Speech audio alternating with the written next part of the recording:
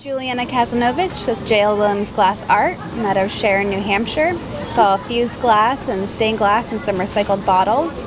I have a lot of little pieces of glass that I cut and layer, and use little pieces of crushed glass that I mix together, and then I layer them down with different pieces of glass powders and then some little coarser glass, and layer it all and then fire it in a glass kiln that works a lot like a ceramic kiln. Now there's lots of different things you can do. You can have mixed medium with the fused glass design on the inside and then a stained glass border that's all soldered on together. I do a lot of the mixed media with the fused and stained glass. And there's lots of smaller items you can do, like lots of different hair accessories, lots of different styles of bobby pins and barrettes. Then you can be a little more creative with the little animals that have all different personalities. And then there's some recycled items you can do, like the bottles that can all be melted down in a glass kiln. Nice cheese boards, a dirt platter, spoon rest. I also have some that are beer bottles with an opener on the bottom, so it's a functional and artistic bottle opener.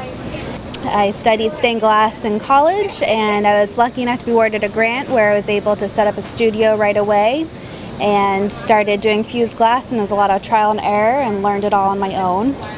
Yeah, it's a really fun way to have your own business and be creative. I guess design-wise, I really am fond of the tree design. That was one of my first ones that I started doing. My website, jlwilliamsglassart.com. I also have an Etsy shop with J.L. Williams Glass Art.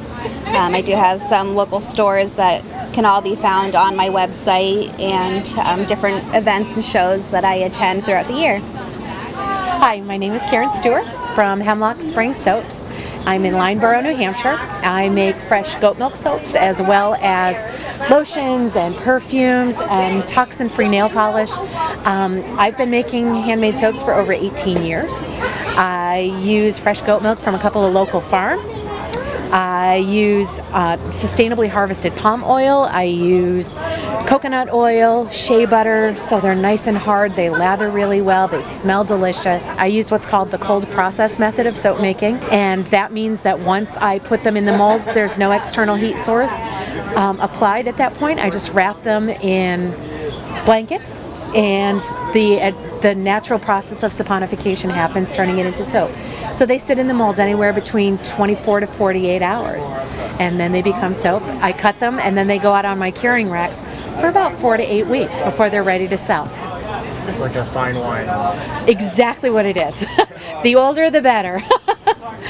I started, actually my very first bar of soap that I made, I was maybe 12 years old as a Girl Scout. And as I said, 18 years ago, I was looking for something to do to make for Christmas gifts. And I ordered a book on Amazon when Amazon was books only.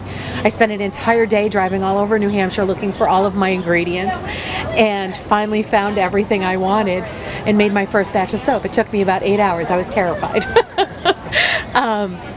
But here you are. I did. And I fell in love with the process of making soap. It was researching the ingredients and then testing to find out what are the properties in the final bar of soap and what ingredients are going to give me those final properties. Is there a scent or oil you like working with? Or? I am a huge fan of avocado oil.